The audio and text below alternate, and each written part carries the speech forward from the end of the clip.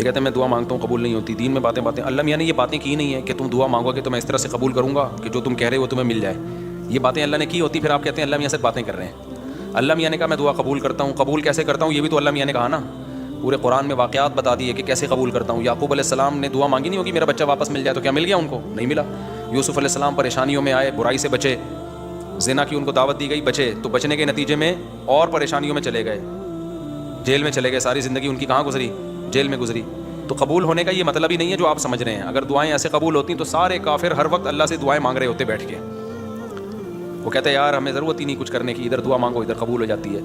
تو یہ ہے, یہ کہ جب دیکھو ایک بات خوب اچھی طرح ذہن میں رکھو, کچھ چیزیں ایسی ہوتی ہیں جو دلائل سے ان کا حقیقت ہونا ثابت ہو جاتا ہے.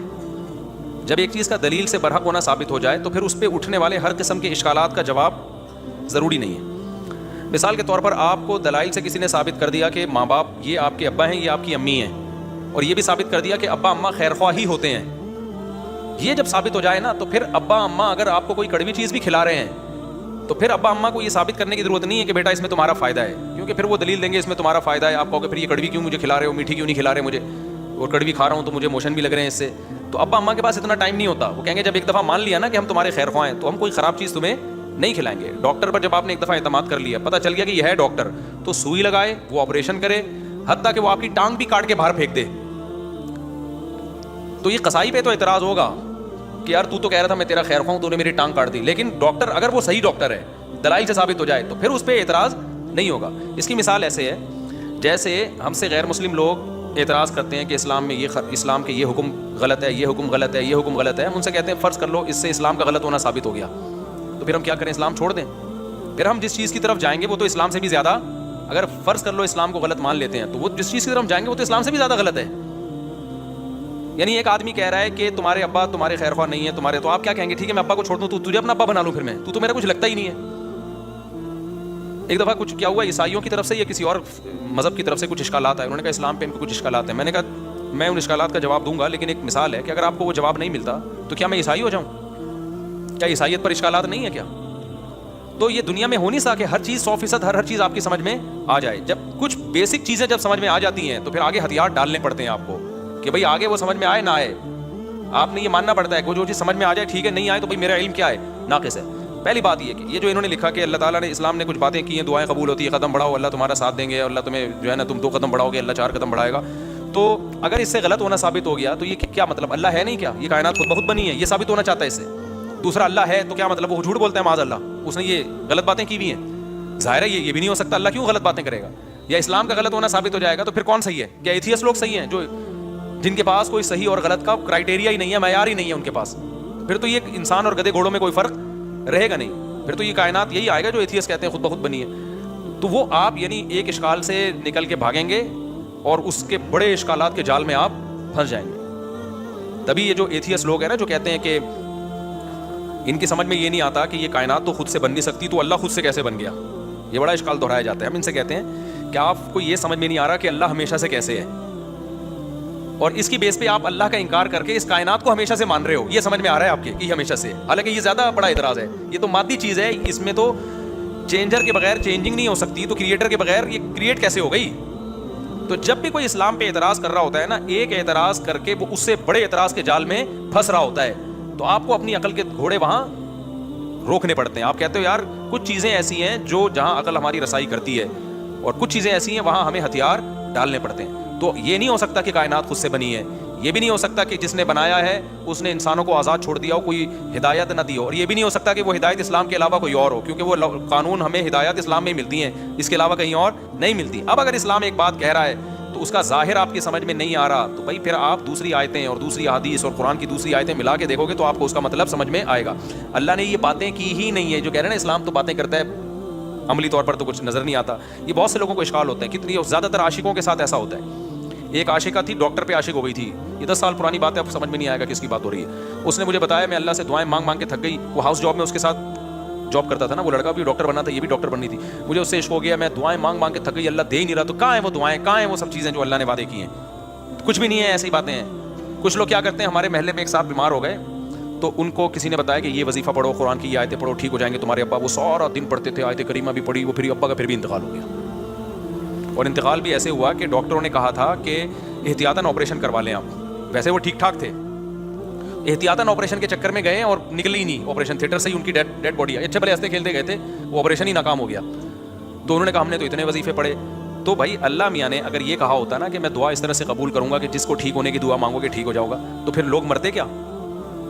پھر تو انسان کی عمریں سب کی 90 سال لازمی عمر ہوتی, کیونکہ کون بوڑھا نہیں ہے جس کے لیے, کون بیمار نہیں ہے جس کے لیے پیچھے دعائیں نہیں مانگی جاتی. دعا کا مطلب ہمیں یہ بتایا گیا ہے کہ تم نے اپنا کیس فائل کر دیا اللہ کے دفتر میں, اپنی ذمہ داری تمہاری ہو گئی ہے پوری. بڑا آفیسر بیٹھا ہوتا ہے نا, تو آپ جاتے ہیں اس سے کوئی ریکویسٹ کرتے ہیں, کہتے ہیں بھائی یہ پروسیس ہے, اس کو فالو کرو اور اپنی فائل یہاں ویزے کے لیے آپ نے اپلائی کر دیا نا, ٹھیک ہے آپ کی ذمہ داری کیا ہو گئی, پوری ہوگی. آپ کو انٹرویو کے لیے بلایا جائے گا, ہم نے ویزا دینا ہوگا دیں گے, نہیں دینا ہوگا نہیں دیں گے. تو ہم نے اپنی ذمہ داری پوری کر لی ہے. باقی اللہ کا کام ہے, وہ اس طرح سے دعا قبول کرتا ہے یا اس طرح سے دعا قبول نہیں کرتا. لیکن اس نے کہا میں قبول کرتا ہوں, کیا مطلب؟ پھر اس نے قبول کرنے کا مطلب ہمیں بتایا. بعض دفعہ میں وہی چیز تمہیں پکڑا دوں گا جو تم چاہ رہے ہو, بعض دفعہ اس کا کوئی آلٹرنیٹ میں تمہیں دے دوں گا, بعض دفعہ کوئی مصیبت آنے والی ہوگی وہ مصیبت میں تم سے ٹال دوں گا. کچھ بھی نہیں, آخری درجہ حدیث میں آتا ہے اس کے بدلے میں اجر دے دوں گا جو آخرت میں ملے گا تمہیں. اب جس کو آخرت پر ایمان ہوگا وہ مان لے گا, جس کو نہیں ہوگا تو اللہ کہتے ہیں جاؤ نہ مانو. پھر تو بدماشی تھوڑی اللہ کے سامنے کسی کی. کوئی کہتا ہے یار آخرت میں کیوں, مجھے دنیا میں چاہیے. اللہ کہتے ہیں تم آخرت کو نہیں مانتے تو جاؤ. تو یہ اللہ میں باتیں یہ والی کی ہیں جو میں آپ کو بتا رہا ہوں. ان باتوں میں اللہ پورا نہ اتر رہا ہو تو پھر آپ بات کرو. اور یہ بھی آپ کی بات ہے کہ آپ کو پوری ہوتے ہوئے نظر نہیں آ رہی. ہم نے اپنی زندگی میں اپنی دعاؤں کو پورا ہوتا ہوا, میرے کتنے مسائل حل ہوئے ہیں الحمدللہ. آج تک جتنے مسائل میں نے اپنے آپ کو ڈالا ہوا ہے آپ سوچ سکتے ہو, جتنی ذمہ داریوں میں ڈالا ہوا ہے نا ہم نے اپنے آپ کو. ہمارے تو سارے مسائل بھائی دعاؤں سے ہی حل ہو رہے ہیں. سارے مسئلے اللہ کا شکر ہے ہمارے دعاؤں سے حل ہو رہے ہیں. بلکہ مجھے تو ڈر لگتا ہے کہ اللہ ہم سے کہے گا تمہارا عمل تو کچھ بھی نہیں ہے, سارے مسئلے ہم نے تمہارے کیا کر دیے, حل کر دیے. تو یا تو بھائی آپ نے کچھ ایسے مسئلے بنائے ہوئے ہیں جو مسئلے ہیں نہیں, وہ آپ کے اپنے بنائے ہوئے مسئلے ہیں, یا پھر آپ نے اللہ پر کو یہ جو ہم کہتے ہیں نا یہ کروں تو یہ پورا ہو جائے, اس کا مطلب اللہ آپ ہیں اور اللہ کیا ہے, آپ کا بندہ ہے. پھر اگر آپ یہ چاہتے ہو نا میں یوں کہوں اور اللہ یوں کر دے, تو پھر تو اللہ آپ بن گئے نا. بھائی جس کا آرڈر چلتا ہے, جس کی بات 100% مانی جاتی ہے, باس تو وہ ہوتا ہے. کیا خیال ہے؟ تو پیغمبروں کی سیرت قرآن نے جو اتنی لمبی لمبی سیرت بیان کی, موسیٰ علیہ السلام کے بارے میں بتایا کہ بنی اسرائیل کو وعدے کرتے رہے کہ اللہ تمہیں غلبہ دے گا, اللہ تمہیں. بنی اسرائیل نے ایک دن تنگ آ کے کیا کہا ہے, اوذینا من قبل ان تأتینا ومن بعد ما جئتنا, اے موسیٰ تیرے آنے کا کوئی فائدہ نہیں ہوا. آنے سے پہلے بھی ٹینشن تھی, آنے کے بعد بھی ٹینشن. موسیٰ علیہ السلام نے کیا کہا, عسیٰ ربکم ان یرحمکم, امید ہے اللہ رحم کرے گا, امید ہے اللہ کیا کرے گا, رحم کرے گا. اور بالکل اینڈ میں لے جا کے نا جب بنی اسرائیل نے کہا اب تو مر ہی گئے, بالکل دریا کے کنارے کھڑے میں کہہ رہے ہیں اب تو بس مارے گئے. موسیٰ علیہ السلام اس وقت بھی کیا کہہ رہے ہیں, بھائی اللہ میرے ساتھ ہے. اس وقت یہ بھی نہیں کہا مدد کرے گا, ساتھ ہے, جو ہو رہا ہے ہمارے حق میں بہتر, بھلے شہادت دے دے یہاں پہ, ٹھیک ہے نا, بھلے شہادت دے دے, لیکن میرے ساتھ اللہ ہے, میں اس کو ناکامی نہیں سمجھتا. جو بھی میرے ساتھ ہو رہا ہے میں اس کو ناکامی نہیں سمجھتا. تو صحابہ کرام تو جنگوں میں شہید ہوئے ہیں, اور شہادت سے پہلے کیا کہہ رہے ہیں, فزت ورب الکعبہ, رب کعبہ کی قسم ہم کیا ہو گئے, کامیاب. حالانکہ وہ تو 100% ناکامی ہے. جو آدمی موت کے منہ میں جا رہا ہے اس کے تو سارے پروگرام ہی ضائع ہو گئے نا, اس کے تو سارے ویژن کی ایسی کی تیسی ہو گئی. لیکن وہ مرتے ہوئے کیا کہہ رہے ہیں کہ ہم کامیاب ہو گئے. وجہ کیا ہے کہ بھائی جو اللہ ہمارے ساتھ کر رہا ہے ہمیں یقین ہے کہ وہ ہمارے حق میں بہتر ہی ہو رہا ہے, ہمارے حق میں برا نہیں ہو رہا. آپ کو اپنے آپ کو اللہ کا بندہ بنا کے زندگی گزارنی ہے. جس طرح سے ابھی آپ چاہتے پوری کرنا چاہ رہے ہیں نا, اس کے لیے اللہ نے جنت رکھی ہے. وہاں بٹن دباتے ہی سب کچھ ہو جائے گا, صحیح ہے نا. وہاں دعا کا ظاہر قبول ہوگا. وَلَكُمْ فِيهَا مَا تَشْتَهِي أَنفُسُكُمْ, اللہ نے جو باتیں کی ہیں نا, کہہ رہے ہیں اللہ جو باتیں کرتے ہیں وہ ہوتی تو نظر نہیں آ رہی. اللہ نے جنت کے بارے میں یہ باتیں کی ہیں, وَلَكُمْ فِيهَا مَا تَشْتَهِي أَنفُسُكُمْ, جو چاہو گے وہ تمہیں ملے گا. دنیا کے بارے میں اللہ نے یہ کہا نہیں ہے. جو اللہ نے باتیں کی ہیں دنیا کے بارے میں وہ سورہ بنی اسرائیل میں ہے. اللہ تعالیٰ فرماتے ہیں کہ من کان یرید العاجلۃ عجلنا له فیہا ما نشاء لمن نرید. یہ اللہ کے الفاظ ہیں سورہ بنی, یہ باتیں کی اللہ نے کہ جو دنیا میں نعمتیں چاہتا ہے نا, مجھے یہاں میری شادی ہو جائے, یہ والی جاب مجھے مل جائے, یہ کام میرا ہو جائے, یہ فلانا کام میرا ہو جائے, یہ ساری جو چاہتے ہیں یہ دنیا کی چاہتے ہیں نا.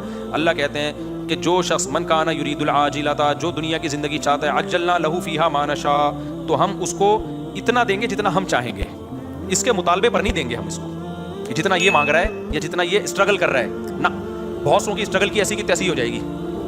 بہت آپ نے دیکھا ہوگا نا 7 کامیاب لوگوں کی 7 عادتیں, وہ جو کتابوں میں لکھا ہوتا ہے, تو وہ 7 سے 14 عادتیں ہوتی ہیں بعض لوگوں میں, پھر بھی ناکام ہو جاتے ہیں. انہوں نے صرف کامیاب لوگوں کی کتابوں میں لکھا ہوا ہوتا ہے کہ جو دنیا کے بڑے بڑے کامیاب لوگ, ان میں یہ خصلتیں پائی جاتی تھیں. آپ نے کیا کیا, وہ خصلتیں اپنے اندر پیدا کر لیں, پھر بھی ناکام ہی ہو گئے آپ. تو اس پہ بھی کتابیں آنی چاہیے کہ 7 کامیاب لوگوں کی علامتیں جو 25 ناکام لوگوں میں پائی گئی ہیں.